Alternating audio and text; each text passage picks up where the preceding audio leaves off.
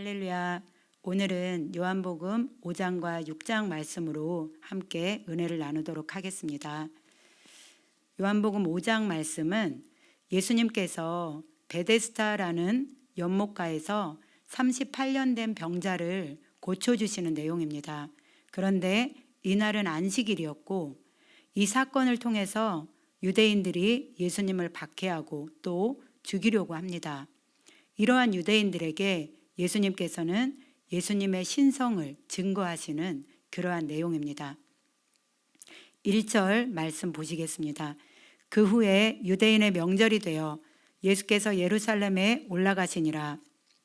유대인의 명절이라고 하는데요, 이스라엘의 백성의 모든 남자는 1년에 3번 무교절, 칠칠절, 초막절에 성전에 가서 제사를 드려야 하는데 이 세 절기 중에 하나일 것으로 보입니다.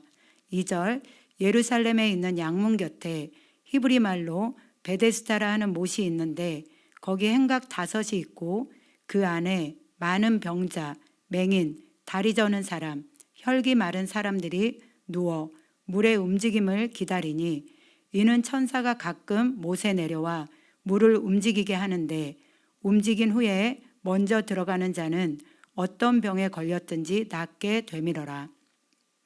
베데스다라는 연못에는 천사가 가끔 내려와서 물을 움직이게 하는데 움직인 후에 먼저 들어간 자는 어떤 병에 걸렸든지 낫게 되기 때문에 그 못가에 많은 병자들이 와서 물의 움직임을 기다리고 있었다고 말씀하고 있습니다. 5절요. 거기 38배 된 병자가 있더라. 예수께서 그 누운 것을 보시고 병이 벌써 오래된 줄 아시고 이르시되 내가 낫고자 하느냐? 병자가 대답하되 주여 물이 움직일 때에 나를 못에 넣어주는 사람이 없어 내가 가는 동안에 다른 사람이 먼저 내려가나이다. 예수께서 이르시되 일어나 내 자리를 들고 걸어가라 하시니 그 사람이 곧 나아서 자리를 들고 걸어가니라. 이날은 안식일이니. 예수님께서 38년 된 병자에게 내가 낫고자 하느냐 물어보시고 내 자리를 들고 걸어가라 이렇게 말씀하십니다. 그 사람이 곧바로 나아서 자리를 들고 걸어갑니다. 이 병자는 병을 고침받기 위해서 물의 움직임을 기다렸고 그곳에 넣어줄 사람을 찾았지만 그러한 모든 치유의 수단들을 주관하시고 역사하시는 그 치유의 근본이신 예수님께서 직접 찾아오셔서 그를 고쳐주셨습니다. 그런데 이날은 안식일이었다고 합니다. 10절요. 유대인들이 병 나은 사람에게 이르되 안식일인데 내가 자리를 들고 가는 것이 옳지 아니하니라. 네, 이 유대인들은 38년이나 병으로 앓았던 이 병자가 고침받았다는 것, 나은 것에 관심이 있는 것이 아니라 안식일의 규례를 어긴다고 생각을 합니다. 그런데 마가복음 2장 27절에서 28절 말씀에는요, 안식일이 사람을 위하여 있는 것이 아니요 사람이 안식일을 위하여 있는 것이 아니니 27절요. 안식일이 사람을 위하여 있는 것이요 사람이 안식일을 위하여 있는 것이 아니니 이러므로 인자는 안식일에도 주인이니라 이렇게 말씀하십니다. 결국에 안식일의 의미를 이 유대인들은 깨닫지 못했다는 것을 알 수가 있습니다. 그래서 38년이나 병으로 앓던 이 병자가 단번에 나았는데 그것에 놀랍고 관심을 가져야 하는 이 유대인들이 안식일을 어긴 것에 자리를 들고 갔다고 율법을 범했다고 생각을 하는 그런 문제입니다. 그래서 이것이 논쟁이 되어서 예수님을 박해하게 되었고 예수님은 이들에게 자신이 메시아이시고 하나님의 아들이심을 여러 가지로 구체적으로 증거하시는 그런 내용들이 이어집니다. 11절요. 대답하되 나를 낫게 한 그가 자리를 들고 걸어가라 하더라 하니 그들이 묻되 너에게 자리를 들고 걸어가라 한 사람이 누구냐 하되 고침을 받은 사람은 그가 누구인지 알지 못하니 이는 거기 사람이 많음으로 예수께서 이미 피하셨음이라. 그 후에 예수께서 성전에서 그 사람을 만나 이르시되 보라 내가 나았으니 더 심한 것이 생기지 않게 다시는 죄를 범하지 말라 하시니, 네, 이 사람은 죄 때문에 병이 왔다라는 것을 알 수가 있습니다. 그래서 더 심한 병이 걸려서 형편이 나빠지지 않도록 다시는 죄를 범하지 말라 이렇게 말씀하십니다. 요한복음 8장에도 간음증에 잡힌 여인을 예수님께서 정죄하지 않으시면서 하시는 말씀이 가서 다시는 죄를 짓지 말라 이렇게 말씀합니다. 우리가 병 나은 것도 중요하지만 더 중요한 것은 병이 나은 후에 더 심한 것이 생기지 않도록 나의 신앙을 관리하고 나의 삶을 정결하게 해야 된다라는 것을 알 수가 있습니다. 15절이요. 그 사람이 유대인들에게 가서 자기를 고친 이는 예수라 하니라. 그러므로 안식일에 이러한 일을 행하신다 하여 유대인들이 예수를 박해하게 된지라. 네, 안식일에 병을 고쳤다고, 즉 말해서 예수님께서 안식일을 범한다고 생각을 하고 예수님을 박해하게 되었다라고 합니다. 그의 예수님께서는 17절로 말씀하십니다. 예수께서 그들에게 이르시되 내 아버지께서 이제까지 일하시니 나도 일한다 하시매. 18절이요. 유대인들이 이로 말미암아 더욱 예수를 죽이고자 하니 이는 안식일을 범할 뿐만 아니라 하나님을 자기의 친아버지라 하여 자기를 하나님과 동등으로 삼으심이로라. 유대인들은 예수님을 죽이고자 하는데 그 이유가 첫째는 안식일을 범한다고, 즉 율법을 범한다고 생각을 했고요. 둘째는 하나님을 자기의 친아버지라 하여 자기를 하나님과 동등으로 삼으셨다고, 즉 말해서 신성을 모독했다고 생각을 합니다. 그래서 예수님을 박해하고 그뿐 아니라 죽이려고 했다 이렇게 말씀합니다. 그래서 예수님은 아들에게 하나님께서 권한을 주셨음을 이제 19절부터 말씀하시기 시작합니다. 19절요. 그러므로 예수께서 그들에게 이르시되 내가 진실로 진실로 너희에게 이르노니 아들이 아버지께서 하시는 일을 보지 않고는 아무것도 스스로 할 수 없나니 아버지께서 행하시는 그것을 아들도 그와 같이 행하느니라. 아버지께서 아들을 사랑하사 자기가 행하시는 것을 다 아들에게 보이시고 또 그보다 더 큰 일을 보이사 너희로 놀랍게 여기게 하시리라. 아버지께서 죽은 자들을 일으켜 살리심 같이 아들도 자기가 원하는 자들을 살리느니라. 아버지께서 아무도 심판하지 아니하시고 심판을 다 아들에게 맡기셨으니 이는 모든 사람으로 아버지를 공경하는 것 같이 아들을 공경하게 하려 하심이라. 아들을 공경하지 아니하는 자는 그를 보내신 아버지도 공경하지 아니하느니라. 내가 진실로 진실로 너희에게 이르노니 내 말을 듣고 또 나 보내신 이를 믿는 자는 영생을 얻었고 심판에 이르지 아니하나니 사망에서 생명으로 옮겼느니라. 진실로 진실로 너희에게 이르노니 죽은 자들이 하나님의 아들의 음성을 들을 때가 오나니 곧 이때라. 듣는 자는 살아나리라. 이렇게 말씀을 하시는데요. 25절에 죽은 자들은 영적으로 죽은 세상 사람들을 말씀합니다. 죽은 자들이 하나님의 아들의 음성을 들을 때가 오는데 곧 이때라 라고 하는 이때는 예수님께서 이 땅에 오셔서 말씀하고 계시는 지금을 말합니다. 즉 말씀이 선포되고 있는 이때, 예수님이 이 땅에 오셔서 복음을 말씀하시고 있는 이때를 말합니다. 예수님 당시의 사람들은 예수님께서 다니시며 표적을 행하고 복음을 선포하실 때 그 말씀을 듣고 믿으면 죽었던 영이 살아나게 되는 것입니다. 오늘날의 우리도 말씀을 통해서 우리가 죄사함을 받고 거듭나게 됩니다. 에베소서 1장 13절 말씀에는요. 그 안에서 너희도 진리의 말씀 곧 너희의 구원의 복음을 듣고 그 안에서 또한 믿어 약속의 성령으로 인치심을 받았다라고 말씀하십니다. 우리가 진리의 말씀 곧 구원의 복음을 듣고 믿게 되며 또 성령이 오셔서 너는 죄사함을 받고 거듭난 하나님의 자녀다라고 도장을 찍어주시는 것입니다. 24절 말씀처럼 내 말을 듣고 또 나 보내신 이를 믿는 자는 영생을 얻었고 라고 말씀합니다. 영생을 얻었고 라는 말씀은 현재 완료형으로 이미 영생이 들어왔음을 말씀합니다. 즉 말해서 믿는 자는 그 믿음을 통해서 영생이 그 안에 들어와 있음을 말씀하고 있어요. 그리고 심판에 이르지 아니하나니 사망에서 생명으로 옮겼느니라 이렇게 말씀하시는데요.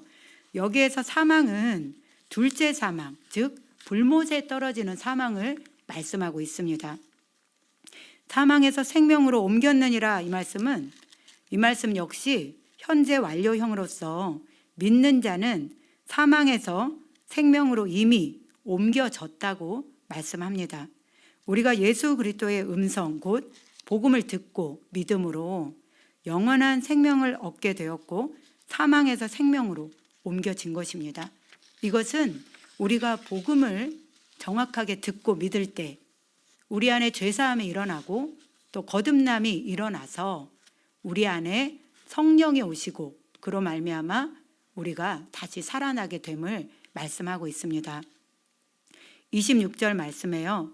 아버지께서 자기 속에 생명이 있음 같이 아들에게도 생명을 주어 그 속에 있게 하셨고 또 인자됨으로 말미암아 심판하는 권한을 주셨느니라. 이를 놀랍게 여기지 말라.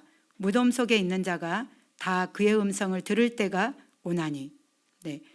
아버지 안에 하나님 안에 생명이 있음 같이 아들에게도 생명을 주어 그 속에 있게 하셨다. 이 생명이 아들을 믿는 자에게 오는 것입니다. 그래서 이 생명은 영원한 생명으로서 영생을 뜻합니다. 그리고 인자됨으로 말미암아 심판하는 권한을 하나님께서 예수님에게 주셨다라고 말씀하고 있습니다. 그리고 이를 놀랍게 여기지 말라. 무덤 속에 있는 자가 다 그의 음성을 들을 때가 오나니. 네, 예수님께 심판하는 권한을 주셨는데 예수님께서 이제 재림하실 때 무덤 속에 있는 자가 모두 다 이제 나와서 예수님 앞에 한 사람도 예외 없이 서서 심판을 받게 됩니다. 그리고 29절에는요. 선한 일을 행한 자는 생명의 부활로 악한 일을 행한 자는 심판의 부활로 나오리라 말씀하십니다. 하나님께서 심판하는 권한을 예수님에게 주셨고 예수님께서 재림하실 때 모든 사람은 주님 앞에서 심판을 받기 위해서 무덤에서 나올 것인데요. 이때 선한 일을 행한 자는 생명의 부활로 악한 일을 행한 자는 심판의 부활로 나올 것이다. 즉 말해서 선한 일을 행한 자는 생명의 부활을 받기 위해서 무덤에서 나올 것이고 악한 일을 행한 자는 심판의 부활로 심판을 받기 위해서 무덤에서 나올 것이다. 이렇게 말씀합니다. 우리가 죽으면 모든 것이 끝나고 없어지는 것이 아니라 이 땅에서 살았던 삶을 가지고 예수님 앞에 가서 낱낱이 심판을 받게 될 것입니다. 마태복음 25장 31절에서 46절에는요. 예수님께서 자기 영광으로 모든 천사와 함께 올 때에 이때는 예수님이 영광 가운데 천사들과 함께 올 때는 예수님 재림할 때죠. 이때 자기 영광의 보좌에 앉으리니 모든 민족을 그 앞에 모으고 각각 구분하기를 목자가 양과 염소를 구분하는 것 같이 하여 양은 그 오른편에 염소는 왼편에 두리라 이렇게 말씀하십니다. 그리고 그 오른편에 있는 자들에게 내 아버지께 복받을 자들이여 나와 창세로부터 너희를 위하여 예비된 나라를 상속받으라 말씀하시고 왼편에 있는 자들에게 저주를 받은 자들아 나를 떠나 마귀와 그 사자들을 위하여 예비된 영원한 불에 들어가라. 그들은 영벌에 의인들은 영생에 들어가리라. 이렇게 말씀하고 계십니다. 그리고 다니엘서 12장 2절에도요. 땅의 티끌 가운데에서 자는 자 중에서 많은 사람이 깨어나 영생을 받는 자도 있겠고 수치를 당하여서 영원히 부끄러움을 당할 자도 있을 것이라 말씀하십니다.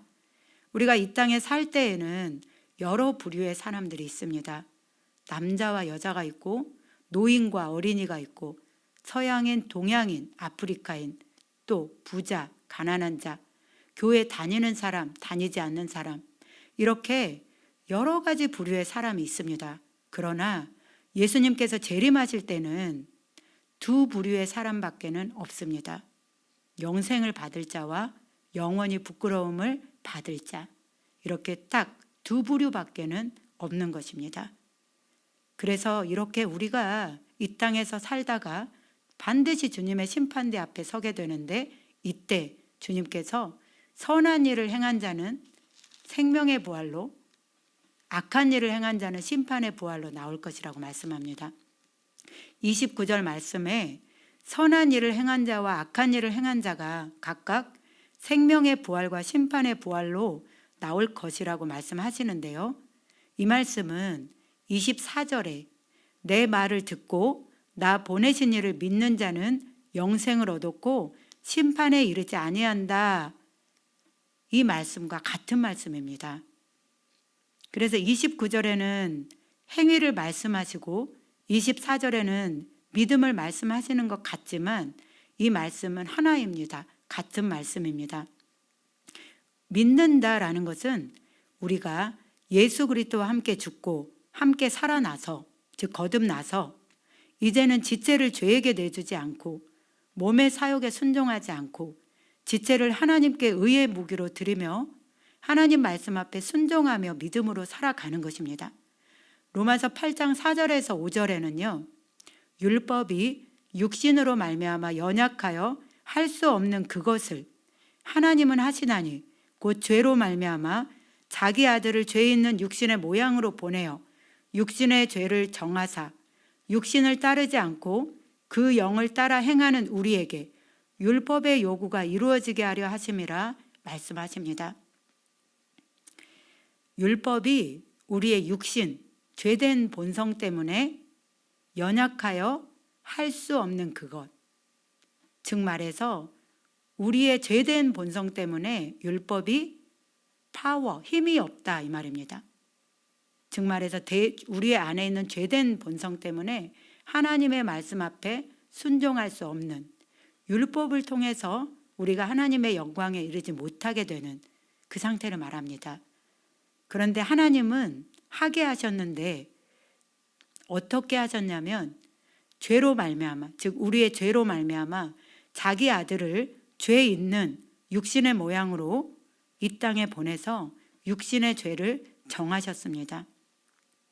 그래서 이제는 육신을 따라 살지 않고 그 영을 따라 사는 우리에게 율법의 요구가 이루어지도록 만들어 주신 것입니다.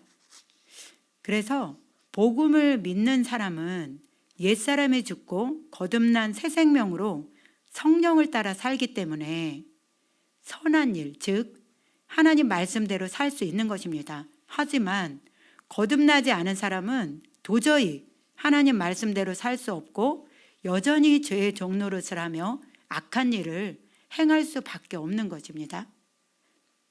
그러므로 24절에 믿는 것과 29절에 선한 일을 행한 자는 같은 말씀이다라는 것을 우리가 알 수가 있습니다. 우리는 반드시 로마서의 복음을 알고 믿어야 죄사함과 거듭남이 우리 안에서 일어나서 하나님의 뜻대로 살 수 있고 끝까지 이기는 자로 주님 앞에 설 수가 있습니다. 그래서 우리가 믿는다라는 것은 우리의 삶을 포함하고 있다라는 것을 알 수가 있어요. 30절 말씀 볼게요.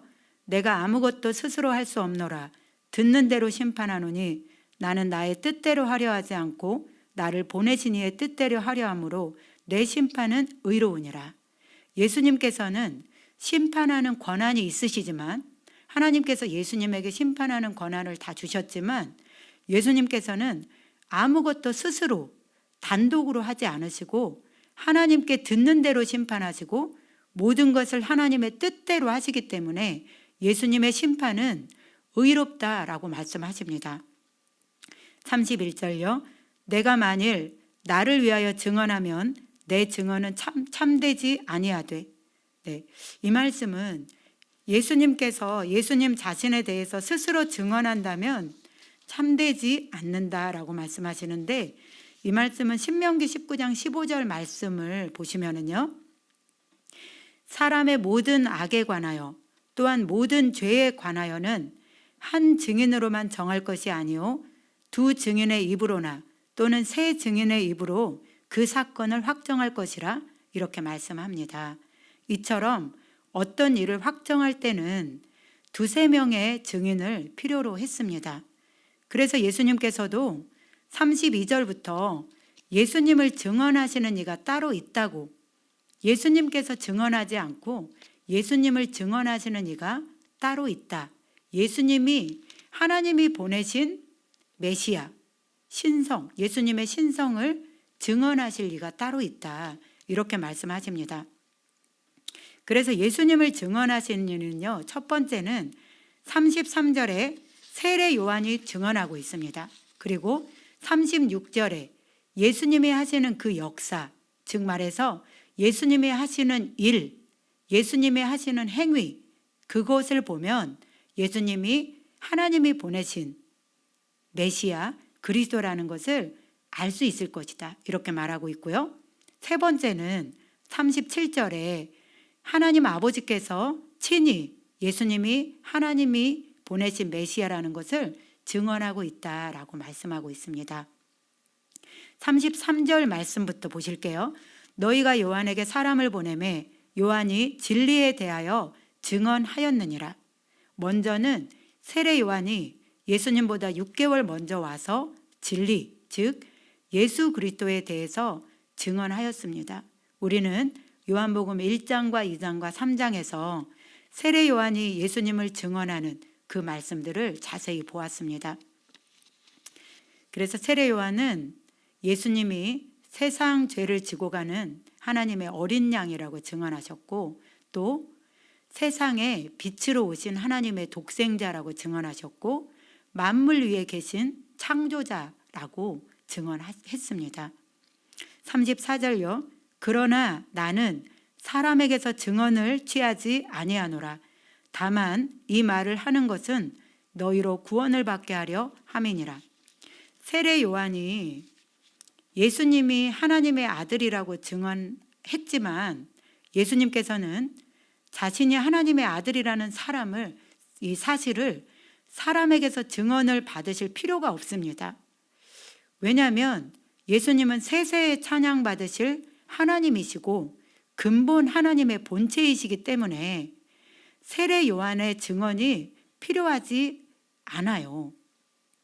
그런데 세례 요한이 예수님에 대해 증언한 것은 예수님을 위한 것이 아니고 그 세례 요한의 증언을 듣고 사람들이 구원을 받게 하기 위해서 사람들을 위해서 필요했던 것입니다.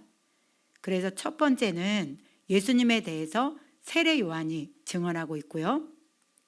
35절 말씀해 보시면 요한은 켜서 비추이는 등불이라 너희가 한때 그 빛에 즐거이 있기를 원하였거니와. 네, 세례 요한은 켜서 비추이는 등불이라고 말씀하십니다. 밤에 켜놓은 등불은 태양이 뜨면 필요가 없어지듯이 참 빛이신 예수 그리스도가 오셨기 때문에 이제 세례 요한의 증언은 더 이상 필요하지 않다라는 말씀입니다. 36절이요. 이제 두 번째로 예수님이 하시는 그 역사가 예수님을 증언하고 있음을 예수님께서 말씀하십니다. 내게는 요한의 증거보다 더 큰 증거가 있으니 아버지께서 내게 주사 이루게 하시는 역사 곧 내가 하는 그 역사가 아버지께서 나를 위하여 증언하는 것이요. 이렇게 말씀합니다. 즉 말해서 예수님의 행하시는 표적, 예수님의 행하시는 그 일들을 보면 이것은 창조자만이 할 수 있는 그러한 일이구나라는 것을 보게 되고 그것을 통해서 예수님이 바로 하나님이 보내신 그리스도 메시아라는 것을 알 수 있을 것이다. 그래서 예수님이 하시는 그 일이 예수님을 증언하고 있음을 말씀하고 있어요. 여기에서 내가 하는 그 역사라고 했는데요. 역사란 헬라어로 에르곤이라고 해서요. 행위, 일을 뜻합니다. 즉 그것을 행하는 자의 특징적인 활동을 의미합니다. 그래서 두 번째로 내가 하는 그 역사가, 즉 예수님께서 행하시는 일, 예수님이 하시는 표적이 예수님이 하나님의 아들이심을 증거하고 있다고 말씀하십니다.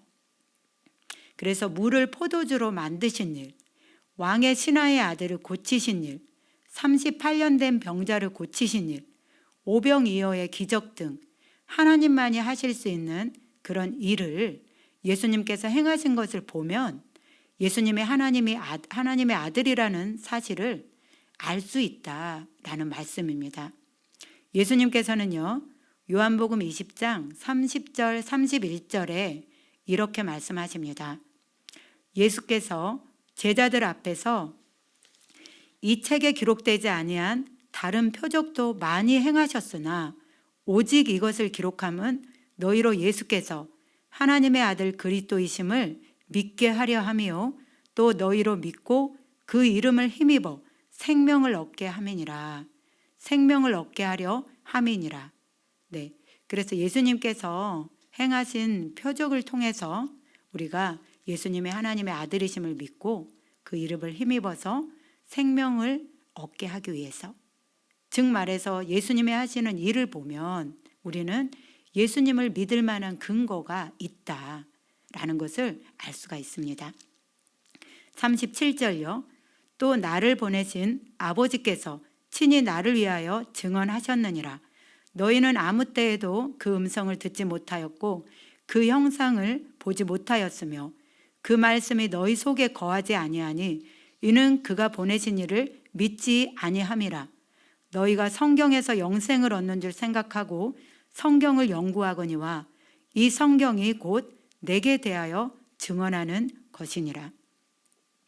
예수님을 증언하는 이 세 번째는요, 하나님 아버지께서 친히 예수님을 증언하셨다라고 말씀합니다. 하나님께서 예수님에 대해서 증언하시는 것은 두 가지로 증언하십니다. 하나는 하나님의 음성으로 직접 증거하셨고 또 하나는 하나님의 말씀으로 증거하셨습니다. 하나님의 음성으로는 마가복음 1장 11절과 누가복음 3장 33절에 예수님께서 세례 받으실 때 하늘로부터 소리가 나기를 너는 내 사랑하는 아들이라 내가 너를 기뻐하노라 라고 하늘에서 직접 하나님께서 말씀을 하셨습니다. 그리고 마태복음 17장 5절에 베드로와 야고보와 요한을 데리고 높은 산에 올라가셔서 영광스러운 모습으로 변화되셨을 때 이는 내 사랑하는 아들이요 내 기뻐하는 자니 너희는 그의 말을 들으라 라고 하나님께서 직접 말씀하셨습니다. 그리고 두 번째는 하나님께서 구약 성경을 통해서 말씀으로 증언하셨습니다. 유대인들은 성경에서 영생을 얻는 줄 생각하고 성경을 열심히 연구하는데 이 성경이 곧 예수님에 대하여 증언하는 책이라고 말씀하십니다. 예수님 당시에는 구약 성경만 있었기 때문에 여기서 성경이라고 하는 것은 구약 성경을 말씀하는 것입니다. 구약 성경은 창세기부터 말라기까지 오실 예수 그리스도에 대해서 증거하고 있는 책입니다. 예수님께서도 그래서 누가복음 24장 27절에 엠마오로 가는 두 제자에게 나타나셔서 모세와 모든 선지자의 글로 시작하여 모든 성경에 쓴 바 자기에 관한 것을 자세히 설명하시니라 라고 말씀하십니다. 모세의 오경이죠. 모든 선지자의 글, 선지서죠. 글로 시작하여 모든 성경에 자기에 관한 것을, 모든 성경에 쓴 예수님에 관한 것을 자세히 설명하셨다라고 말씀하세요. 그래서 성경은 예수님에 대해서 증거하고 있는 책입니다. 40절요. 그러나 너희가 영생을 얻기 위하여 내게 오기를 원하지 아니하는도다. 유대인들은 영생을 얻기 위하여 성경을 정말 열심히 연구하고 그 말씀을 잘 지키고 있다고 생각했지만 정작 그 말씀에서 증거하고 계시는 예수님이 오시자 예수님을 거부하고 예수님을 배척하고 믿지 않았습니다. 우리도 교회 다니면서 영생을 얻는 복음을 모르고 다른 것들만 붙들고 신앙생활을 한다면 유대인들과 마찬가지로 예수님과 상관없는 불행한 인생이 될 수도 있습니다. 영생의 길이 로마서 6장에 잘 나와 있습니다.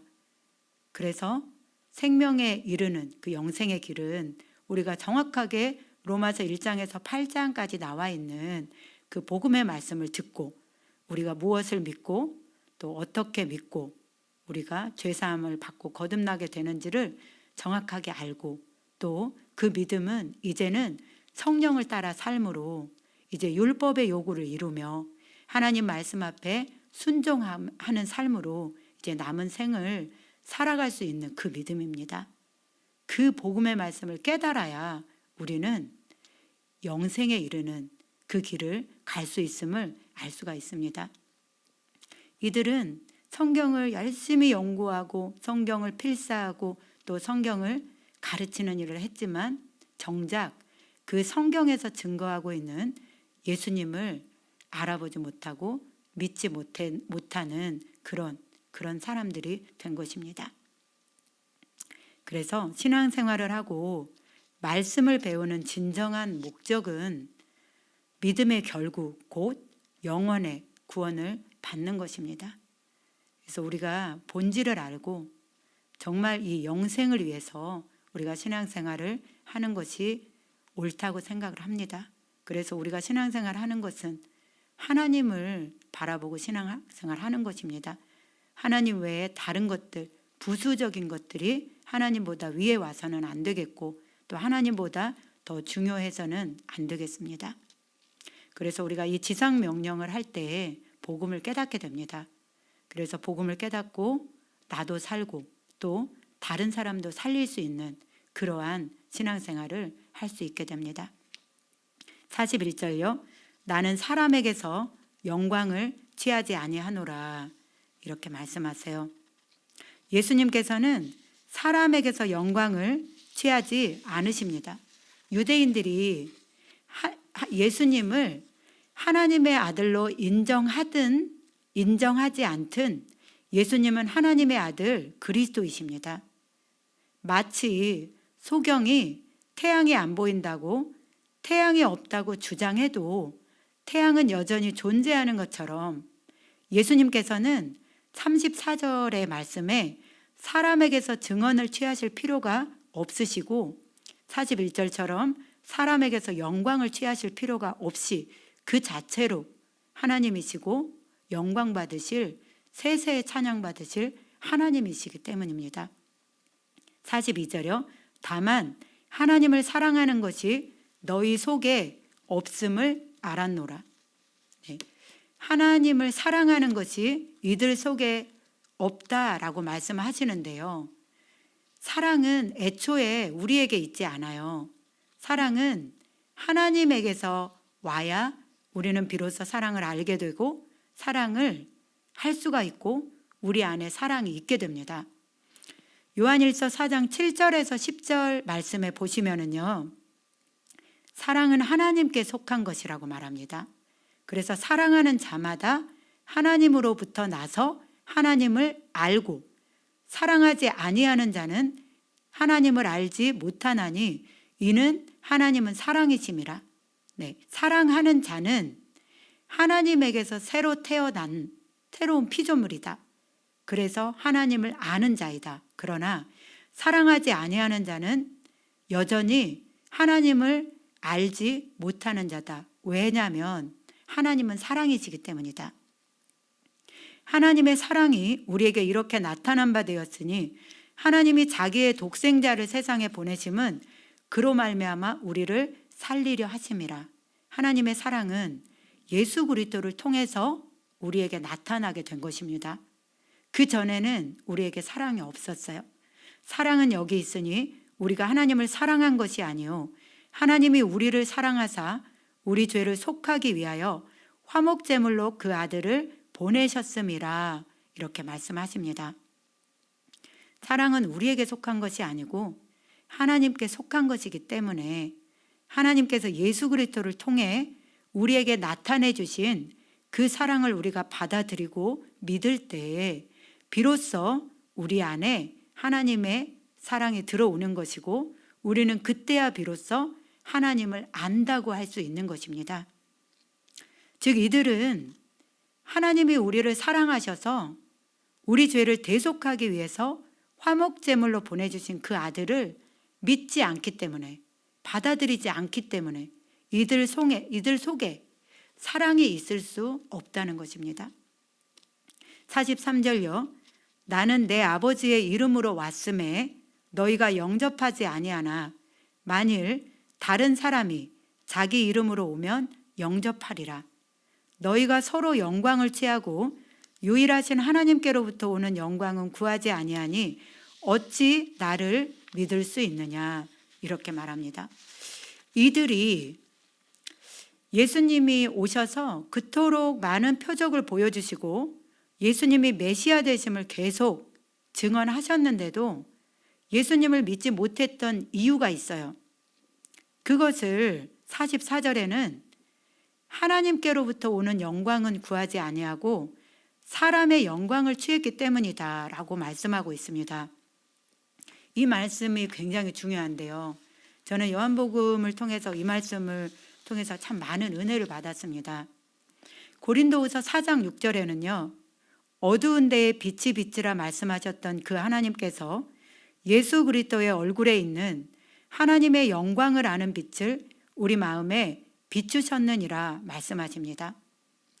예수 그리스도의 얼굴에 하나님의 영광을 아는 빛이 있다라고 말씀하세요.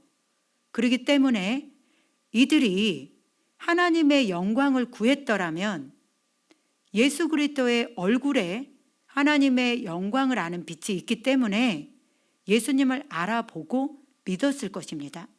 그러나 이들은 서로 사람에게서 영광을 취하고 사람에게 보이기 위해서 신앙생활을 하면서 하나님께로부터 오는 영광을 구하지 않았기 때문에 예수님을 알아보지도 못했고 믿을 수도 없었던 것입니다.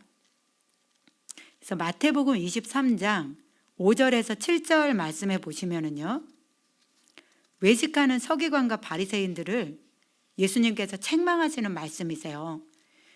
그들의 모든 행위를 사람에게 보이고자 하나니 곧 그 경문띠를 넓게 하며 옷수를 길게 하고 잔치의 윗자리와 회당의 높은 자리와 시장 안에서 문안받는 것과 사람에게 랍비라 칭함을 받는 것을 좋아하느니라. 네, 이들의 모든 행위는 사람에게 보이기 위한 거였어요. 이들이 기도하는 것도 사람에게 보이기 위해서, 또 이들이 금식하는 것도 사람에게 보이기 위해서, 이들이 구제하는 것도 나팔을 불면서 사람들이 알아주기를 바라고 했던 것이었습니다. 그리고 이들은 하나님의 말씀을 연구하고 또 말씀을 안다면 하나님을 경외하고 하나님의 말씀 앞에 순종함으로 하나님께로부터 오는 그 영광을 받기에 힘써야 하는데 서로 높은 자리에 앉아서 존경받기를 원했고 인정받는 것을 좋아했습니다. 우리의 신앙생활이 하나님께 인정받기보다는 사람에게 보이고 인정받기를 원한다면, 존경받기를 원한다면 하나님과 상관없는 신앙생활을 하고 있는 것입니다. 우리는 하나님께서 주실 영광을 바라보고 마지막 날에 심판하시고 보응하실 그 하나님의 말씀에 순종하고 하나님을 기쁘시게 하는 그런 신앙생활을 해야 할 줄로 믿습니다. 하나님께로부터 오는 영광을 우리가 구한다라는 것은요, 내가 하나님의 뜻에, 하나님의 말씀 앞에 순종할 때 하나님께서 나를 통해서 영광을 받으시고 또 하나님의 영광이 나를 통해 드러나게 됩니다. 그런데 이 유대인들은 서로 존경받기를 원하고 사람에게 인정받는 것이 또 이들의 목적이었어요. 그렇기 때문에 하나님께로부터 오는 영광을 구하지 않았습니다.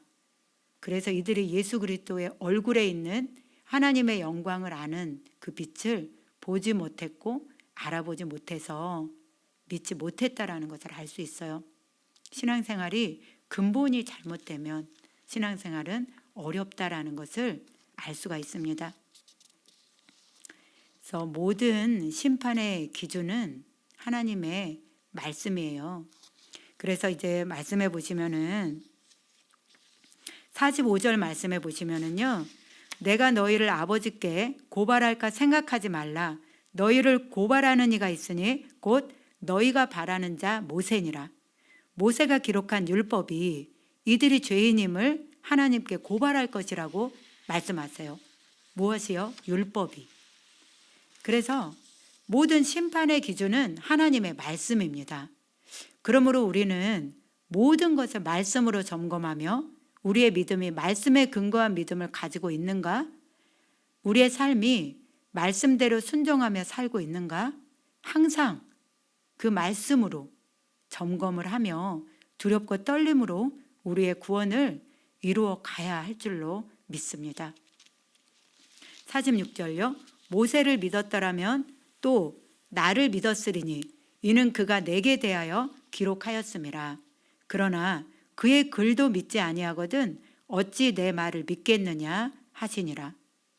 모세를 믿었더라면, 즉 말해서 이들이 구약 말씀을 믿었다면 또 나를 믿었으리니 예수님도 믿었을 것이고, 구약 말씀을 믿지 않으면 예수님 말씀도 믿지 않을 것이라고 말씀합니다. 즉 말해서 율법을 믿지 않는 사람은 예수님도 믿을 수 없다는 것이에요. 그래서 율법이 하나님의 뜻입니다. 그리고 율법을 통해서 하나님께서는 예수 그리스도를 예표해 놓고 계셨어요. 그래서 그 율법을 믿었다면 이들이 예수님을 믿었을 텐데, 이들은 그들이 잘 알고 있다고 생각하고 잘 지키고 있다고 생각했던 그 율법을 정작 믿지 않고 있었다라는 것을 알 수 있어요. 이렇게 해서 이제 5장에서는 이제 38년 된 병자를 고쳐주시고, 그날이 안식일이었는데 그 안식일의 병을 고친다고 하여 율법을 범한다고 생각하고 유대인들이 예수님을 이제 죽이려고 합니다. 이에 그들에게 예수님의 신성에 대해서, 예수님의 권한에 대해서 여러 가지로 증언을 하고 계시는 그런 말씀이에요. 그래서 예수님을 믿을 수밖에 없는 근거가 이렇게 많다라고 말씀하시면서, 너희는 모세가 기록한 그 율법도 믿지 않고 있기 때문에 나를 믿을 수 없는 것이다. 그리고 너희가 하나님께로부터 오는 영광을 구하지 않고 서로 사람에게서 영광을 취하기 때문에 나를 믿을 수 없는 것이다. 네. 그래서 예수님의 증언이 부족해서 이들을 믿지 못하는 것이 아니라 이들의 완악함 때문에 이들이 예수님을 믿지 못한다고 예수님은 책망하십니다. 그리고 결국 이들을 고발할 자가 있는데, 이들을 이제 모세가 기록한 그 율법, 그 말씀이 이들을 하나님께 죄인이라고 고발할 것이다, 이렇게 말씀하세요. 네, 6장 말씀 보겠습니다. 6장은 예수님께서 오병이어의 기적과 바다 위를 걸으신 기적을 보여주십니다. 그리고 오병이어의 기적을 경험한 큰 무리가 예수님을 찾아왔을 때 예수님께서는 자신이 하늘에서 내려온 생명의 떡임을 말씀하시며 오병이어의 기적을 보여주신 영적인 의미를 설명을 해주시는 그런 내용입니다. 우리는 이 말씀을 통해서 깨달아야 할 줄로 믿습니다. 1절 말씀 보겠습니다. 그 후에 예수께서 디베랴의 갈릴리 바다 건너편으로 가시매. 네, 갈릴리 바다 건너편으로 가셨다라는 말씀은요, 갈릴리 바다 동쪽으로 이동하셨다라는 말씀이에요. 2절요. 큰 무리가 따르니 이는 병자들에게 행하시는 표적을 보았음이로라. 큰 무리가 예수님을 따랐는데요, 이는 병자들에게 행하시는 표적을 보았기 때문입니다. 예수님께서는 요한복음에 기록되지는 않았지만 수많은 표적을 행했다라는 것을 알 수 있습니다. 요한복음 20장 30절에는요. 예수께서 제자들 앞에서 이 책에 기록되지 아니한 다른 표적도 많이 행하셨다라고 말씀하시고요. 요한복음 21장 25절에는요. 예수께서 행하신 일이 이 외에도 많으니 만일 낱낱이 기록된다면 이 세상이라도 이 기록된 책을 두기에 부족할 줄 아노라 라고 말씀하십니다. 그래서 이 책에 기록되지 아니한 다른 표적도 수많은 표적도 예수님 행하셨다라는 것을 알 수가 있어요. 그래서 이 큰 무리들은 예수님의 행하신 그 표적을 보고 예수님을 따라갔습니다. 3절요. 예수께서 산에 오르사 제자들과 함께 거기 앉으시니 마침 유대인의 명절인 유월절이 가까운지라. 요한복음에는 유월절이 3번 나오는데요. 여기에서 유월절은 이제 요한복음에 나오는 두 번째 유월절입니다. 5절요. 예수께서 눈을 들어 큰 무리가 자기에게 오는 것을 보시고 빌립에게 이르시되 우리가 어디서 떡을 사서 이 사람들을 먹이겠느냐 하시니 이렇게 말씀하심은 친히 어떻게 하실지를 아시고 빌립을 시험하고자 하심이라. 네, 이 큰 무리는 10절 말씀에 먼저 보시면 5천 명쯤 되었다라고 말씀하시고요. 마태복음 14장 21절에는요. 여자와 어린이 외에 5천 명이나 되었다라고 말씀하십니다. 그래서 예수님께서는 이제 5절, 6절 말씀해 보시면 자신이 어떻게 하여야 이 사람들을 먹일 수 있을지 하실 일을 미리 다 아셨지만 빌립에게 이 질문을 하신 이유는 빌립을 시험하기 위해서 빌립을 시험하기 위해서 이 질문을 하셨다라고 말씀하십니다. 7절요. 빌립이 대답하되 각 사람으로 조금씩 받게 할지라도 200데나리온의 떡이 부족하리이다. 네, 각 사람으로 조금씩 받게 할지라도, 즉 말해서 한 사람에게 아주 조금씩만 음식을 나눠준다고 해도 200데나리온 어치의 떡이 부족하다라는 거예요. 떡으로도 부족하다라는 겁니다. 데나리온은 로마의 은화입니다. 로마의 은화로서 1데나리온은 노동자 하루 품삯입니다. 그럼 200데나리온은 노동자 200일치 품삯이라는 것을 알 수가 있어요. 이 빌립의 생각은 최소한의 음식만 제공한다고 해도 이 사람들을 다 먹이려면 노동자 200일치의 품삯으로도 부족한 금액일 것이다 라고 합니다. 그래서 이처럼 사람은 환경을 보고 판단을 하지만 예수님의 능력은 환경을 초월해서 역사하십니다.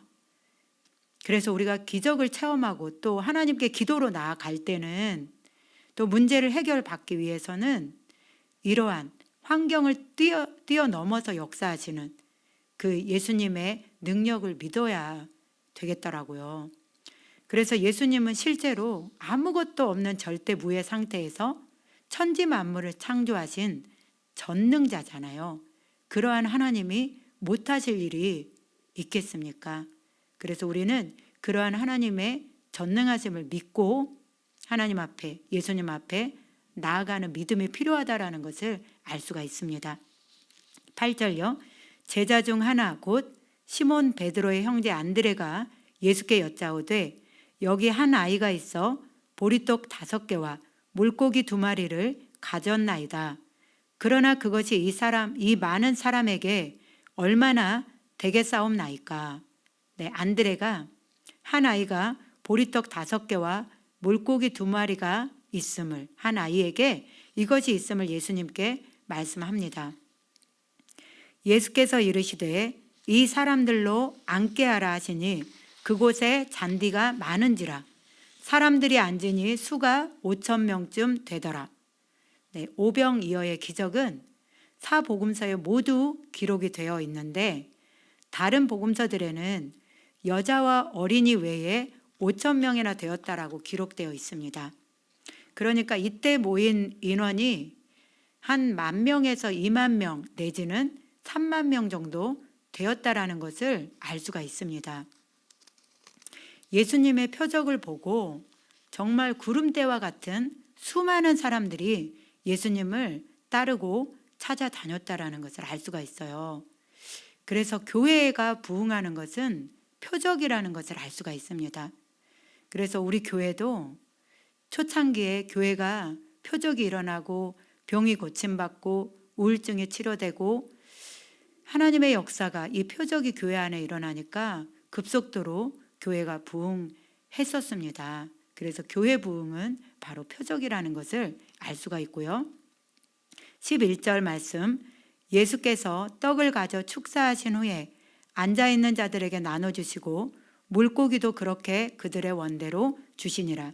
그들이 배부른 후에 예수께서 제자들에게 이르시되 남은 조각을 거두고 버리는 것이 없게 하라 하심으로 이에 거두니 보리떡 5개로 먹고 남은 조각이 12바구니에 찼더라. 예수님께서는 보리떡 5개와 물고기 2마리로 남자만 5,000명이나 되는 사람을 먹이심으로 이 표적을 보여주신 이유는 예수님이 바로 전능하신 창조자만이 하실 수 있는 그 하나님의 아들이심을 보여주시는 것입니다. 하나님의 아들 그리스도이심을 드러낸 것입니다. 그래서 예수님께서 말씀하셨죠. 내가 하는 그 역사가 곧 나를 증언하는 것이다 라고 말씀하셨죠. 14절요. 그 사람이 예수께서 행하신 이 표적을 보고 말하되 이는 참으로 세상에 그 사람들이 14절 말씀 다시 보겠습니다. 그 사람들이 예수께서 행하신 이 표적을 보고 말하되 이는 참으로 세상에 오실 그 선지자라 하더라. 네, 예수님을 따랐던 이 큰 무리들은 예수님께서 이런 능력을 행하시자 이는 참으로 세상에 오실 그 선지자라고 합니다.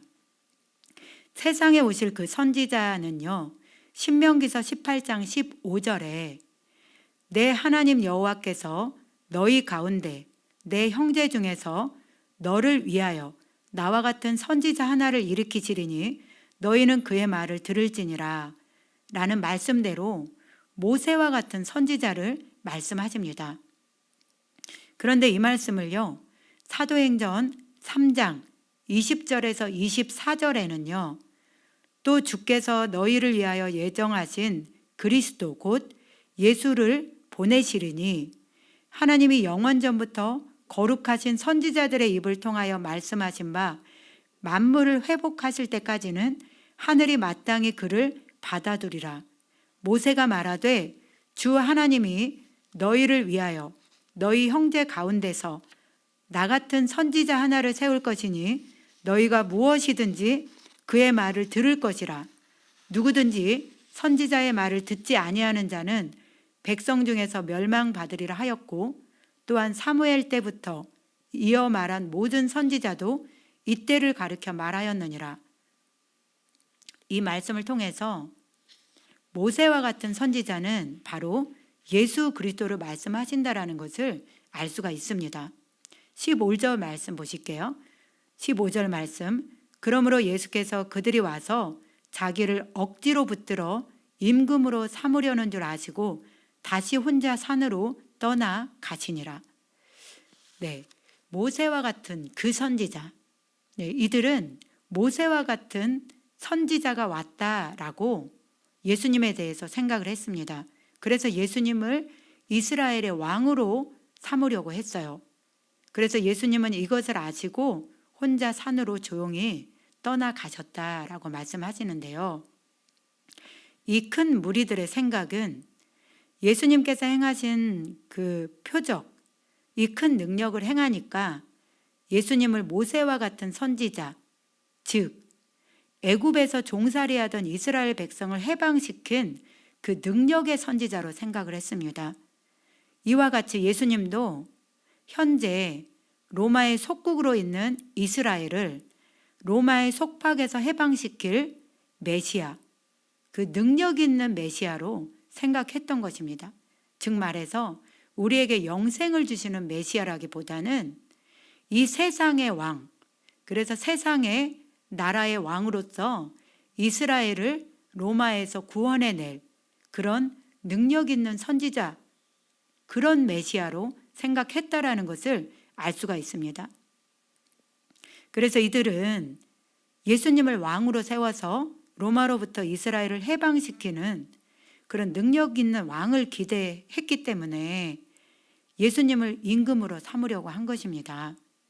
예수님께서 표적을 보여주시고 능력을 행하신 것은 예수님이 하나님의 아들 그리스도이심을 믿게 하기 위해서, 또 믿고 우리로 영생을 얻게 하기 위함이었는데, 이들이 예수님을 따른 이유는 떡 먹고 배부르고 병이 낫고 자신들의 필요를 채우기 위해서 예수님을 따른 것이었다라는 것을 알 수가 있어요.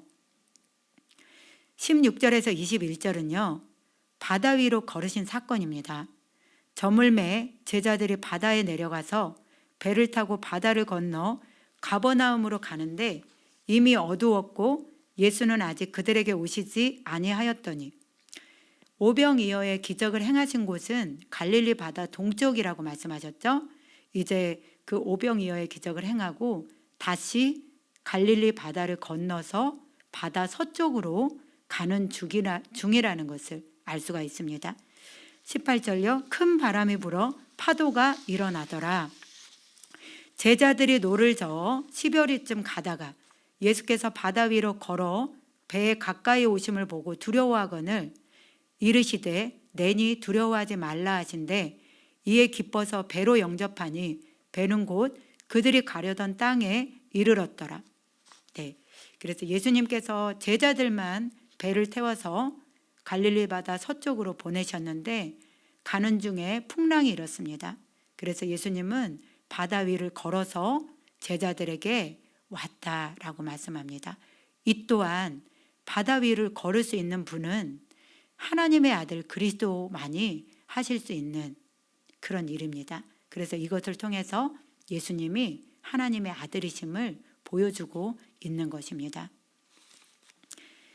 22절부터는요, 예수님이 이제 생명의 떡임을 이제 말씀하고 계시는데요. 22절요. 이튿날 바다 건너편에 서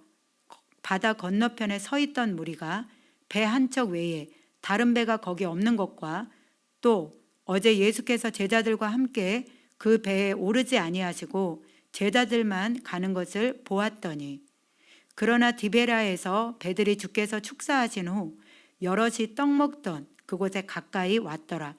무리가 거기에 예수도 안 계시고 제자들도 없음을 보고 곧 배들을 타고 예수를 찾으러 가버나움으로 가서, 오병이어의 표적을 본 무리들은 굉장히 열성적으로 예수님을 따라다니는 것을 볼 수가 있습니다. 그래서 예수님이 이제 갈릴리 바다 동쪽에 계시지 않은 것을 알고 이제 전부 다 갈릴리 바다 서쪽으로 예수님을 찾아온 것입니다. 25절요. 바다 건너편에서 만나 랍비여 언제 여기 오셨나이까 하니 예수께서 대답하여 이르시되 내가 진실로 진실로 너희에게 이르노니 너희가 나를 찾는 것은 표적을 본 까닭이 아니요 떡을 먹고 배부른 까닭이로다. 이렇게 말합니다. 이들이 예수님을 찾아온 것은 표적을 보고 예수님을 찾아온 것이 아니라 떡을 먹고 배불렀기 때문에 예수님을 찾아온 것이다. 이렇게 말씀하세요. 표적이라는 용어는요, 기적과는 다른 뜻으로 사용이 됐습니다. 기적은 영어로 미라클이라고 해서 기이한 사건을 말씀하십니다. 그런데 표적은 영어로 사인, 헬라어로 세메이온이라고 해서요, 기이한 사건을 통해서 예수님께서 말씀하시고자 하는 깊은 의미까지를 포함하는 용어입니다. 즉 예수님이 하나님의 아들이심을 드러내는 수단으로서의 기적을 표적이라고 합니다. 그래서 예수님께서는요, 이 요한복음에 예수님께서 행하신 모든 기적을 표적이라고 기록하고 있습니다.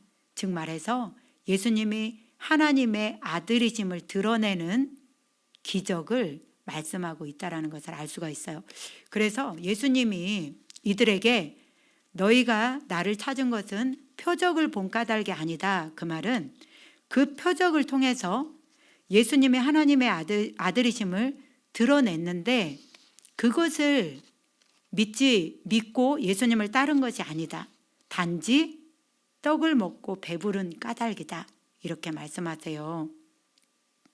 그저 떡 먹고 배부른 까닭, 이 세상에서 잘 먹고 잘 살고 병 고침 받고 나에게 필요한 것들을 얻기 위한 수단으로 예수님을 따른 것이다 라고 말씀하고 있어요. 우리가 신앙생활을 하면서 예수님을 따르는 것은 결국에 믿음의 결국인 영혼의 구원, 영생을 위해서 예수님을 따라야 합니다. 그래서 예수님께서 우리가 신앙생활을 할 때 많은 것들을 경험케 하십니다.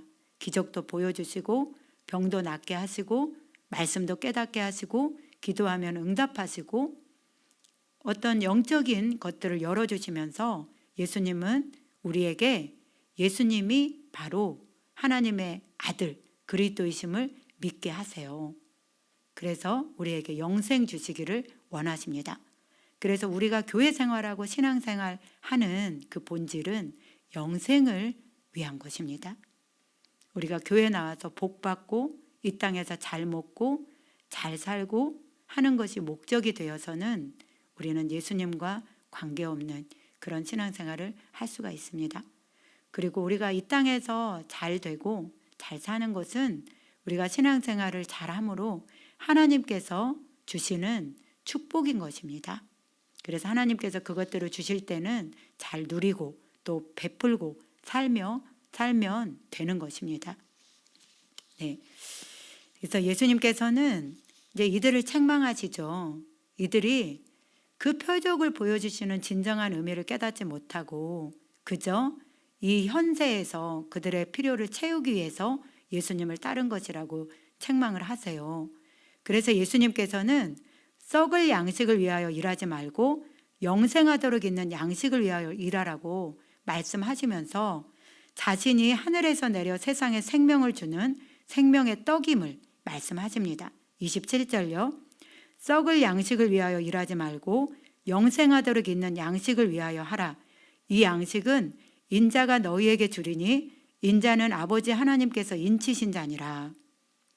네, 썩을 양식을 위하여 일하지 말고 이것은 썩어서 없어질 양식을 얻으려고 일하지 말고 영생하도록 있는 양식을 위하여 하라. 즉 영생에 이르도록 남아있을 양식을 얻기 위해서 일하라.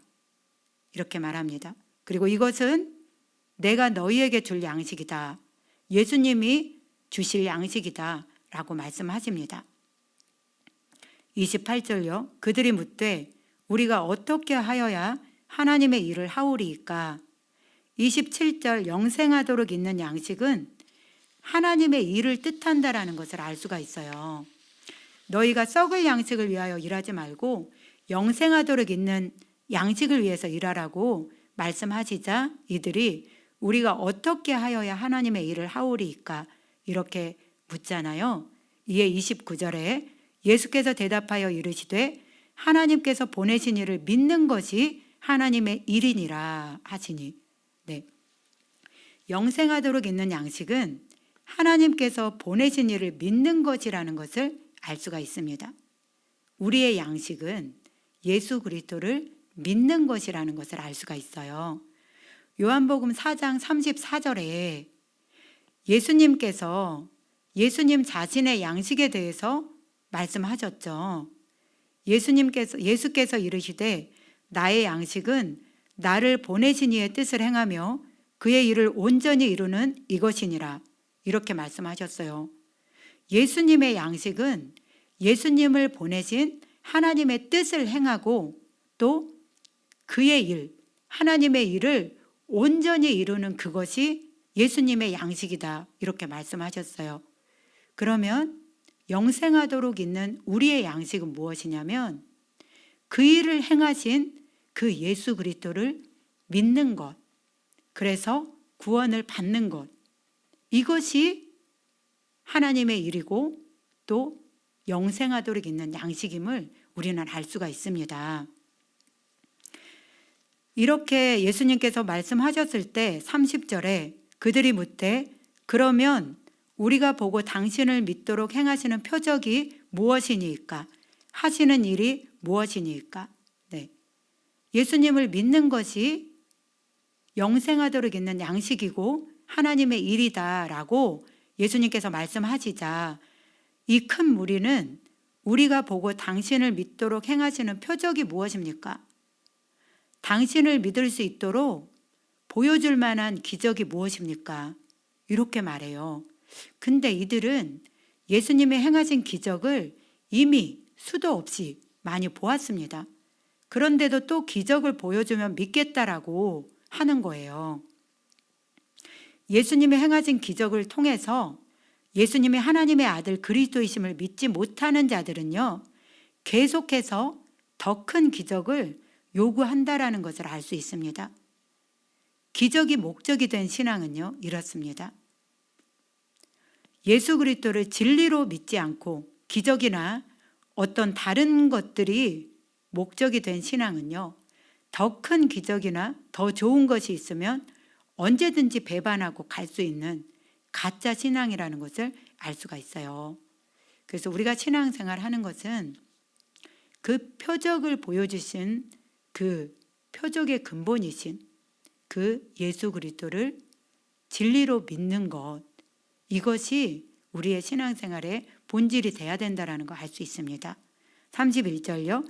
기록된 바 하늘에서 그들에게 떡을 주어 먹게 하였다 함과 같이 우리 조상들은 광야에서 만나를 먹었나이다. 이들이 예수님에게 우리가 보고 당신을 믿도록 보여줄 만한 표적이 무엇입니까?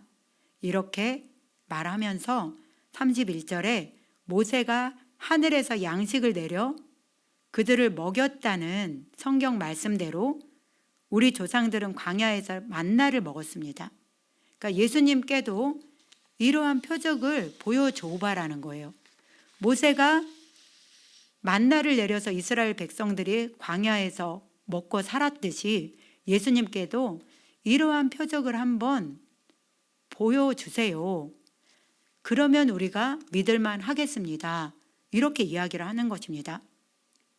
이에 32절에요. 예수께서 이르시되 내가 진실로 진실로 너희에게 이르노니 모세가 너희에게 하늘로부터 떡을 준 것이 아니라 내 아버지께서 너희에게 하늘로부터 참 떡을 주시나니 내 아버지께서 너희에게 하늘로부터 참 떡을 주시나니.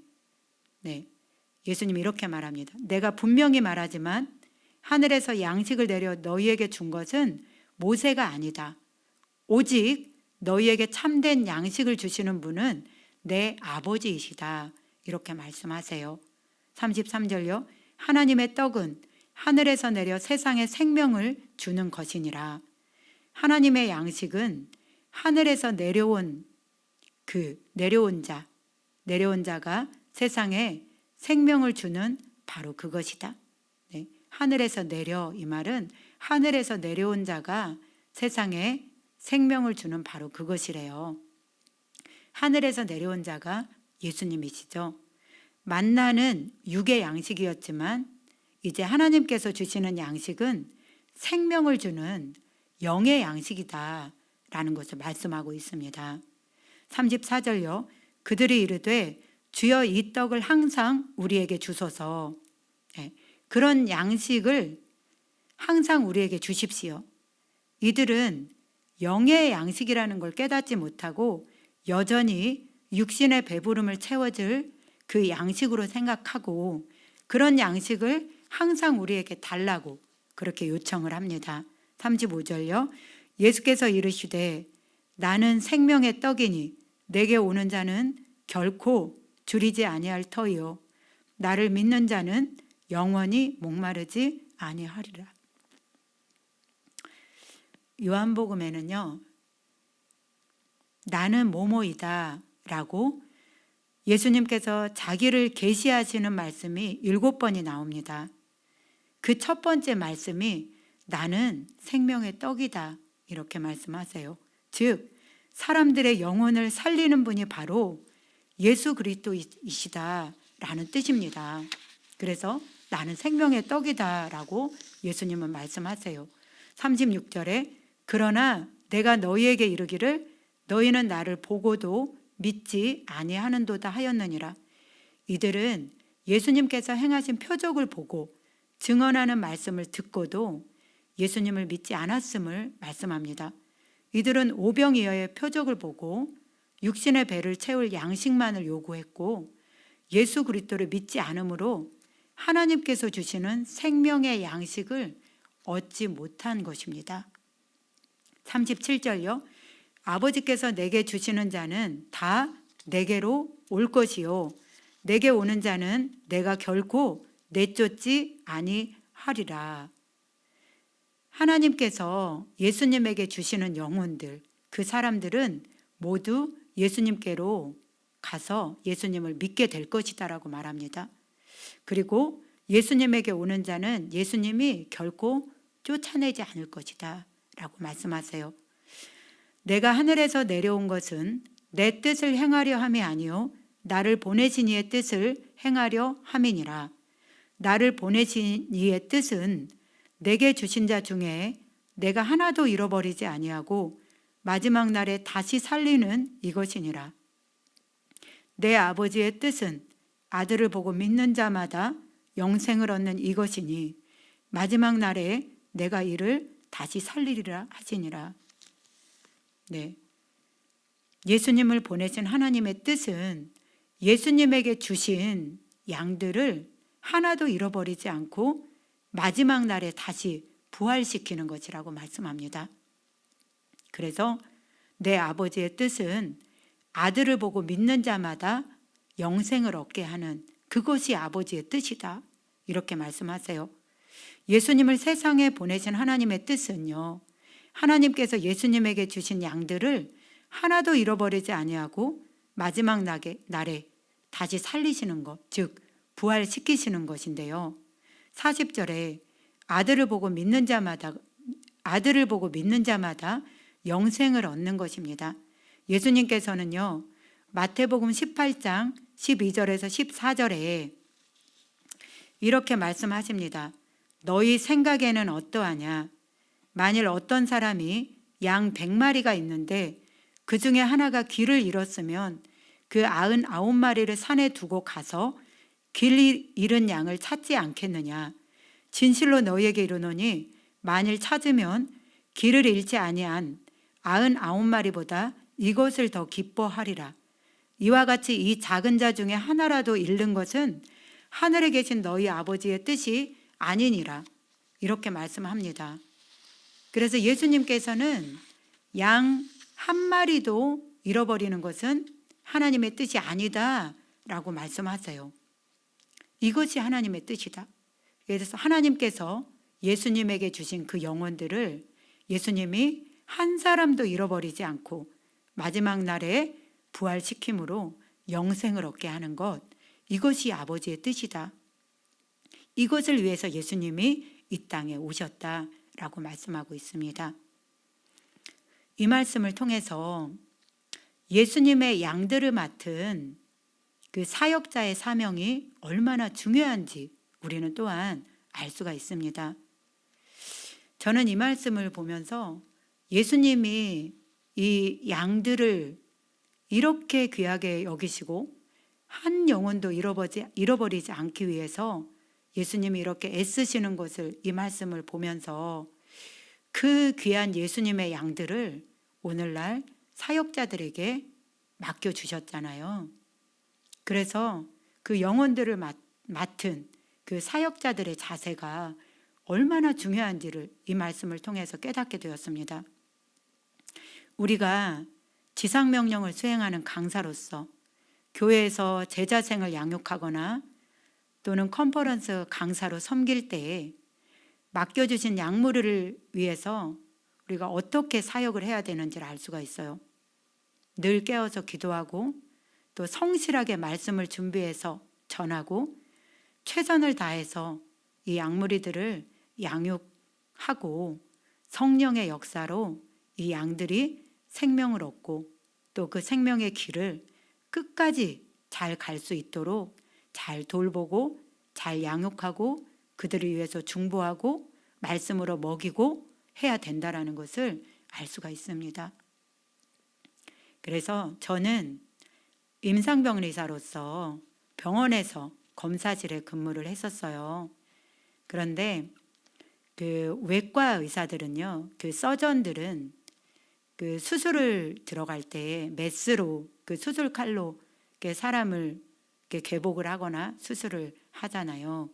그런데 그 외과 의사 중에 어떤 분은 그 수술 들어가기 전에 커피도 마시지 않는다고 그렇게 합니다. 왜냐하면 그 메스를 잡은 손이 미세하게나마 떨릴까 봐 수술할 때. 그래서 수술하기 전에는 커피도 마시지 않는다고 합니다. 그래서 육신의 생명을 살리는 일을 하는 그 의사도 그런 각오로 일을 하는데 영혼의 생명을 살리는 우리 사역자들의 자세가 어떠해야 되는지 저는 다시 한번 깨달았고 정말 예수님이 맡겨주신 그 일을 정말 잘 감당해야 되겠다 이런 생각을 하게 되었습니다. 41절요.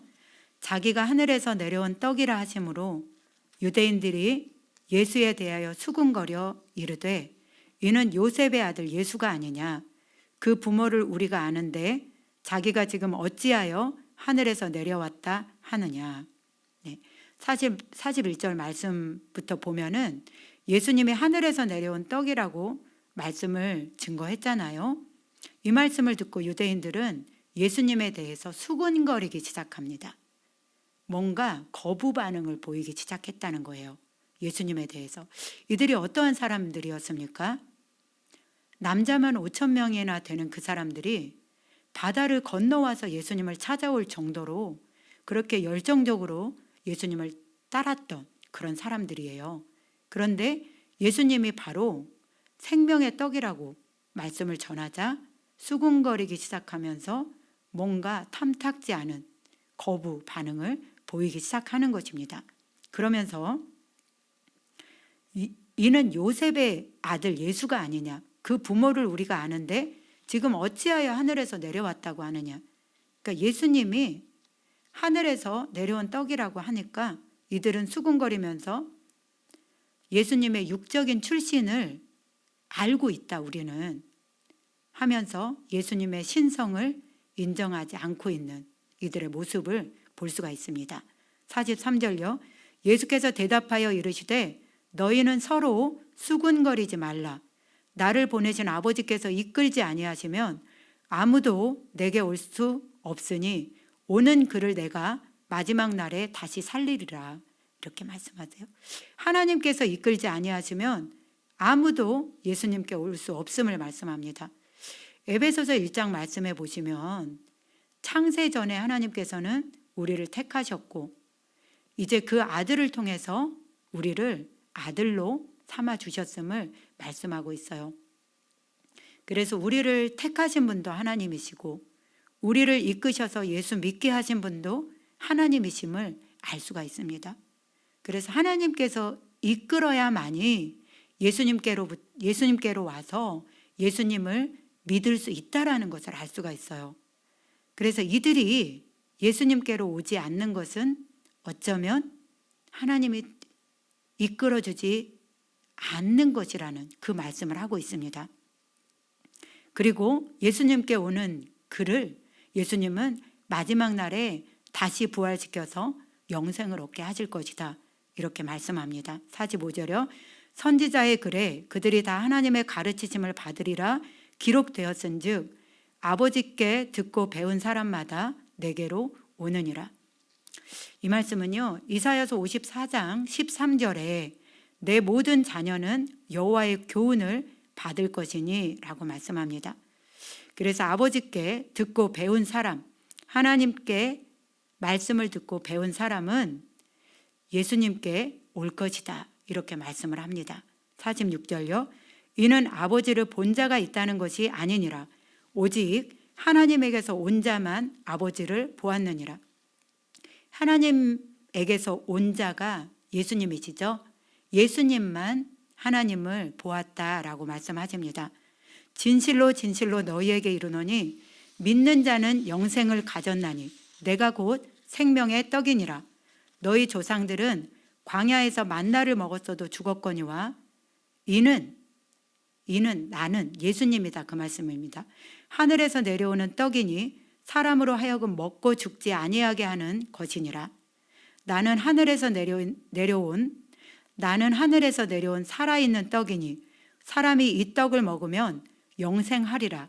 내가 줄 떡은 곧 세상의 생명을 위한 내 살이니라 하시니라. 유대인들은 광야에서 만나를 먹었었죠. 모세 때에. 그렇지만 그 만나를 먹고도 모두 죽었습니다. 죽고 말았어요. 하지만 예수님이 주는 떡은 먹고 죽지 않는 영생하는 양식이다라고 말씀하세요. 52절요. 그러므로 유대인들이 서로 다투어 이르되 이 사람이 어찌 능히 자기 살을 우리에게 주어 먹게 하겠느냐. 여기서 다투다라는 말씀은요, 싸우거나 언쟁하는 것을 뜻합니다. 이들은 예수님의 말씀에 걸려 넘어진 실족한 사람들이 되었습니다. 53절에요. 예수께서 이르시되 내가 진실로 진실로 너희에게 이르노니 인자의 살을 먹지 아니하고 인자의 피를 마시지 아니하면 너희 속에 생명이 없느니라.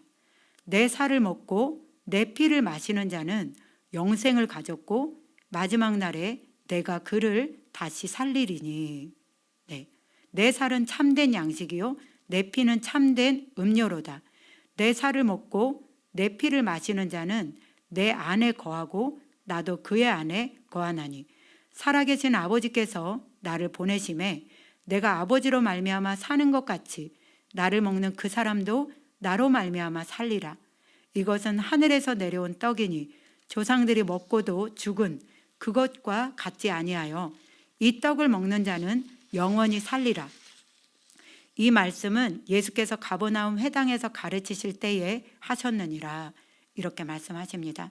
예수님의 살과 피는 예수님의 십자가의 대속의 죽음을 의미합니다. 즉 살을 먹고 피를 마신다라는 말씀은 우리가 예수님의 살을 먹고 피를 마신다라는 말씀은 영적인 말씀으로 예수 그리스도의 대속, 즉 속량을 믿는다라는 것이고, 이 믿음을 통해서 우리는 56절 말씀처럼 예수님 안에 거하게 됨을 말씀합니다. 그리고 이 살을 먹고 이 피를 먹는 것, 즉 믿음으로, 예수님의 대속을 믿음으로 우리가 영생을 얻을 수 있음을 말씀하고 있는 영적인 말씀입니다.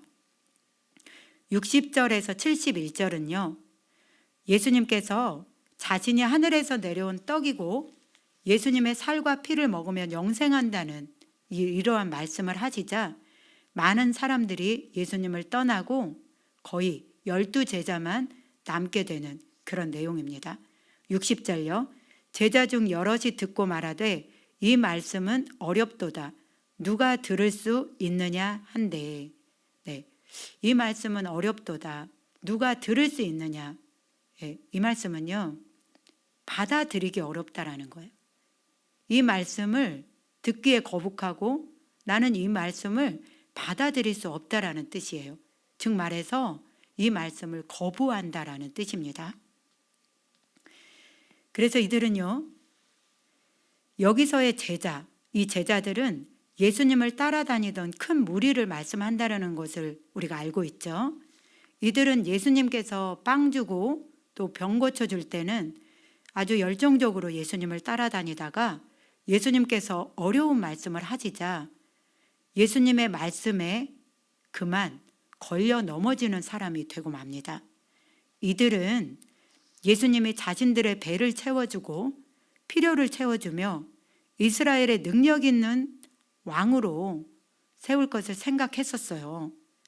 그런데 자신들의 기대와는 전혀 다른, 자신이 하늘에서 내려온 생명의 떡이라고 하고 예수님의 살을 먹고 피를 마셔야 영생한다고 이렇게 알아듣지 못하는 이런 말씀들을 하시자 이들은 이 사람은 아닌가 보다 하고 전부 예수님을 떠나갑니다.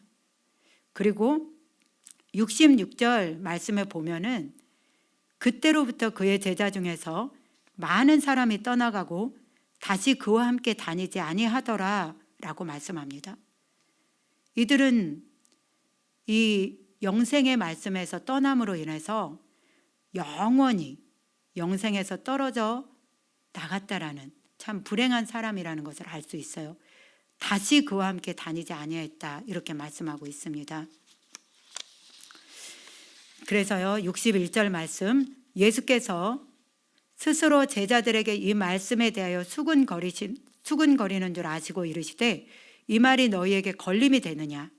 그러면 너희는 인자가 이전에 있던 곳으로 올라가는 것을 본다면 어떻게 하겠느냐? 살리는 것은 영이니 육은 무익하니라. 내가 너희에게 이른 말은 영이요 생명이라. 살리는 것은 영이니 즉 생명을 주는 것은 성령이다 라는 말씀입니다. 우리에게 참 생명, 영생을 주는 것은 성령이시고 육은 무익하다. 육, 사르크스는 무익하다. 아무 쓸데가 없다. 이렇게 말씀하세요. 우리에게 생명을 주는 것은 성령님이시고 육은 우리 생명을 살리는데 아무런 쓸모가 없다라는 뜻입니다. 64절요. 그러나 너희 중에 믿지 아니하는 자들이 있느니라 하시니 이는 예수께서 믿지 아니하는 자들이 누구며 자기를 팔 자가 누구인지 처음부터 아심이러라. 예수님은 처음부터 누가 믿고 누가 믿지 않을지를 아셨고 예수님을 팔 자가 누구인지도 처음부터 아셨습니다. 65절요. 또 이르시되 그러므로 전에 너희에게 말하기를 내 아버지께서 오게 하여 주지 아니하시면 누구든지 내게 올 수 없다 하였노라 하시니라. 그때부터 그의 제자 중에서 많은 사람이 떠나가고 다시 그와 함께 다니지 아니하더라. 예수께서 12 제자에게 이르시되 너희도 가려느냐? 시몬 베드로가 대답하되 주여 영생의 말씀이 주께 있사오니 우리가 누구에게로 가오리이까? 우리가 주는 하나님의 거룩하신 자이신 줄 믿고 알았사옵나이다. 예수께서 대답하시되 내가 너희 12를 택하지 아니하였느냐? 그러나 너희 중에 한 사람은 마귀니라 하시니 이 말씀은 가룟 시몬의 아들 유다를 가리킴이라. 그는 12 중에 하나로 예수를 팔 자로라. 이렇게 말씀합니다. 그래서 많은 사람들이 예수님을 떠나가고 이제 제자들에게 묻습니다. 12 제자에게 너희도 가려느냐? 이 말씀을 하는 것으로 봐서 거의 모든 사람들이 12 제자들을 제외하고 거의 많은 사람들이 다 떠났다라는 것을 알 수 있어요. 그래서 우리가 신앙생활을 할 때 표적이 일어나고 어떤 능력들이 있을 때는 사람들이 많이 몰려오지만 말씀을 가르치면 그 말씀이 부대끼고 또 나를 책망하고 받아들이기 어렵고 또 그 말씀에 순종하기가 쉽지 않기 때문에 많은 사람들이 떠난다라는 것을 알 수가 있어요. 그런데 베드로가 이렇게 대답을 하죠. 주여 영생의 말씀이 주께 있사오니 우리가 누구에게로 가오리이까? 우리가 주는 하나님의 거룩하신 자인 줄 믿고 알았사옵나이다. 영생의 말씀이 주께 있는데 우리가 갈 곳은 없습니다. 그 어디에도 없다 이렇게 말씀합니다. 마찬가지로 우리는 로마서를 통해서 복음을 깨달았어요. 그래서 이 복음을 깨달으면 우리는 다른 데 눈을 돌릴 이유가 없습니다. 그리고 이제 이 복음을 깨달았다면 이 진리를 깨달아 버렸기 때문에 이제 성령을 따라서 말씀에 순종하면서 이제 육체에 남은 때는 하나님의 뜻을 따라서 살아가는 그 삶을 살게 됩니다. 그래서 이 복음을 깨달으면 신앙생활을 요동 없이 정말 주님 앞에 갈 때까지 정말 이기는 자로 할 수 있다라는 것을 우리는 알 수가 있습니다. 그래서요, 이 말씀을 통해서 우리가 볼 때 참 안타깝죠. 많은 사람들이 그토록 예수님이 많은 표적들을 보여주시고 예수님이 말씀으로써 예수님을 증언하셨는데 그들은 그 표적을 행하시는 그 진리이신 예수님을 알아보지 못했고 또 그 증언하시는 말씀을 통해서 예수님이 하나님의 아들 그리스도이심을 알아보지 못했습니다. 참 안타까운 이 사람들의 모습을 우리가 볼 수가 있는데요. 오늘날도 신앙생활 하면서 이런 일들이 있을 수가 있다는 것을 알 수가 있어요. 우리 말씀 한 군데 찾아보겠습니다. 마태복음 11장 3절에서 6절 말씀 한번 보겠습니다. 마태복음 11장 3절에서 6절 말씀 같이 보겠습니다. 이 말씀은 세례 요한이 옥에 갇혔을 때에 제자들을 예수님에게 보내서 오실 그이가 당신입니까? 이렇게 묻는 말씀이에요. 메시아, 오시겠다고 약속하신 메시아가 당신 맞습니까? 이거거든요. 그래서 볼게요. 3절에 예수께 여짜오되 오실 그이가 당신이오니이까 우리가 다른 일을 기다리오리이까 예수께서 대답하여 이르시되 너희가 가서 듣고 보는 것을 요한에게 알리되 맹인이 보며 못 걷는 사람이 걸으며 나병 환자가 깨끗함을 받으며 못 듣는 자가 들으며 죽은 자가 살아나며 가난한 자에게 복음이 전파된다 하라. 이렇게 말씀을 하세요. 이 말씀은 이사야서 35장 4절에서 6절 말씀에 메시아가 오시면 우리 하나님이 오시면 맹인이 걷고 맹인이 보고 못 걷는 사람이 걸으며 나병 환자가 깨끗함을 받고 못 듣는 자가 듣고 듣는 죽은 자가 살아나는 일이 있을 것이다. 이렇게 말씀을 하셨는데요. 예수님께서 하나님이신 예수님께서 이 땅에 오심으로 예수님을 통해서 이제 이런 일들이 일어나고 있는 것입니다. 그래서 세례 요한이 제자들을 보내서 오실 그이가 오신다고 약속하신 메시아가 당신입니까? 이렇게 물었을 때 예수님께서는 이 말씀으로 대답을 하세요. 가서 이렇게 전해라. 맹인이 보고 못 걷는 사람이 걸으며 나병 환자가 깨끗함을 받으며 못 듣는 자가 들으며 죽은 자가 살아나며 가난한 자에게 복음이 전파된다 라고 전해라. 이 말씀은 이사야서 35장 말씀대로 지금 이런 일이 일어나고 있으니 내가 곧 메시아다. 이 말씀인 거거든요. 그러면서 하시는 말씀이 6절에 누구든지 나로 말미암아 실족하지 아니하는 자는 복이 있도다. 이렇게 말씀하세요. 예수님이 메시아이심을 드러내시면서 하시는 말씀이 누구든지 나로 말미암아 실족하지 아니하는 자는 복이 있다라고 말씀하세요. 실족한다라는 말씀은요. 발부리가 걸리다, 범죄하다, 걸려 넘어지다 라는 뜻으로서 믿음을 배반하는 그런 말씀입니다. 그래서요. 나로 말미암아 실족하지 아니하는 자가 복이 있다라고 하는데 많은 사람들은 대부분의 사람들은 메시아가 오면 정치적으로 또는 물리적으로 어떤 가시적인 어떤 그런 해방과 심판이 있을 것으로 기대했기 때문에 예수님이 정말 낮고 비천한 그런 천한 그런 사람의 모습으로 와서 죄인들과 세리와 함께 있으면서 영적인 말씀들을 할 때 정말 이 세상에서 한 자리를 차지하고 그런 것들을 말씀하시는 것이 아니라 내 살을 먹고 내 피를 마시면 즉 나의 그 대속 십자가의 죽음과 부활을 믿으면 그 사람은 영생을 얻을 것이다.